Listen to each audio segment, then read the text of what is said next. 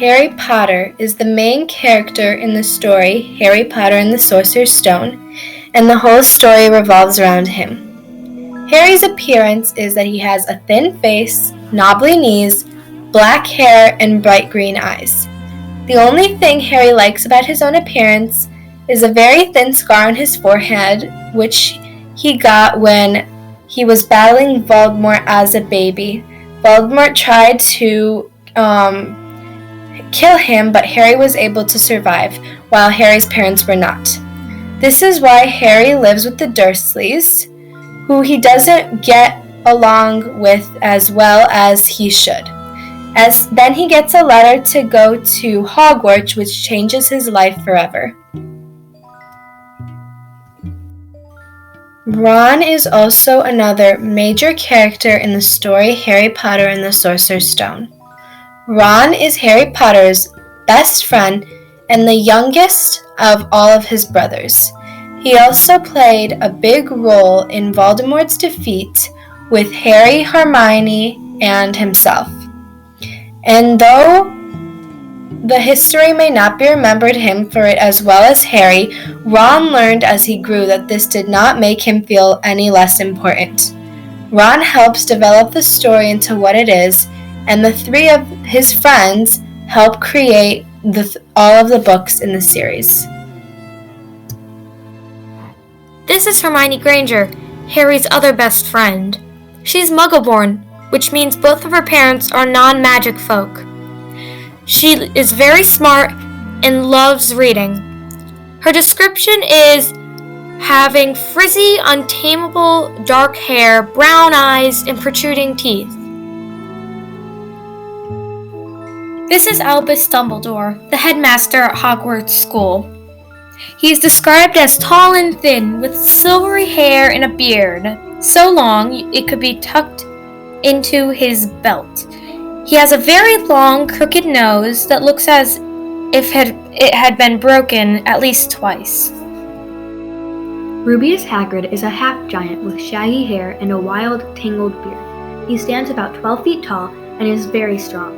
He serves as a keeper of keys and grounds at Hogwarts. He is excessively fond of interesting creatures that anyone else would call fearsome monsters. Hagrid tells Harry that he is a wizard at the beginning of the book when the Dursleys try to stop the mail. Hagrid is a bit forgetful and often accidentally reveals some facts to Harry, Ron, and Hermione that should have been kept a secret.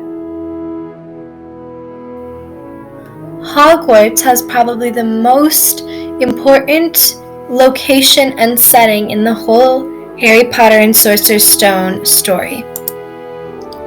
In the story, the Hogwarts Castle is a very large 7-story high building supported by magic, with 142 staircases throughout its many towers and turrets and very deep dungeons. This castle is home to witchcraft and wizardry, and this is where Harry goes to learn all about magic. The castle was the main building of Hogwarts School of Witchcraft and Wizardry, regarding as the finest wizarding school in the world. Hogwarts was built in a valley area surrounding mountains that are part of a landscape, with fairly large Great Lakes to the south of the main building. The huge main oak front doors that lead into the entrance hall faced west and opening up to the sloping lawns. The deep forbidden forests are also included in many of the stories, and they extend around the west side of the castle. The castle is very big, and it's located in the Scottish Highlands, near the all-wizard villages of Hogsmeade, and not far from other villages too. Hogwarts houses are also included a lot in the stories. The 4 houses are called Gryffindor, Hufflepuff, Ravenclaw, and Slytherin. Each house has its own noble history, and each has produced outstanding witches and wizards.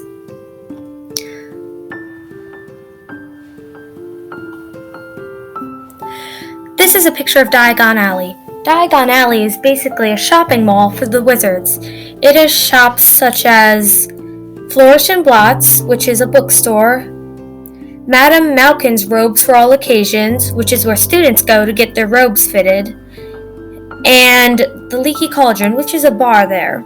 It also has Ollivanders, which is the famous spot where young wizards and witches get their wands, which are very important to wizarding culture.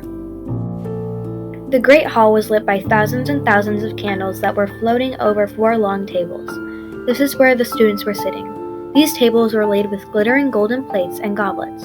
The professors have a long table in front of all the students where they sit and announce new things. Near the teachers is where the students get sorted into their houses, which were Gryffindor, Hufflepuff, Ravenclaw, and Slytherin. The picture you see now is a picture of a Quidditch pitch. Quidditch is a popular wizarding sports game where 2 sides go up against each other, but instead of your usual sports where they're running around, the sides are flying on brooms. In the story Harry Potter and the Sorcerer's Stone, there is lots of themes, but some of the main themes are friendship, difference, and power. Friendship is one of the themes because Harry, Hermione, and Ron have a very big friendship that really make up the bulk of the story. Power would also be another theme because it shows the power Harry has and the power the wizards have throughout them. And lastly, difference would be another theme because Harry is very different from regular muggles, but for wizards, he is also very different because he has special powers that other wizards don't. This is why these main 3 themes of the story are very important. The overall tone of this first book is mystery with a mix of fantasy. Mystery because it starts off pretty ordinary, but then gets stranger and stranger throughout the chapters. There's also a big mystery our 3 main protagonists have to figure out.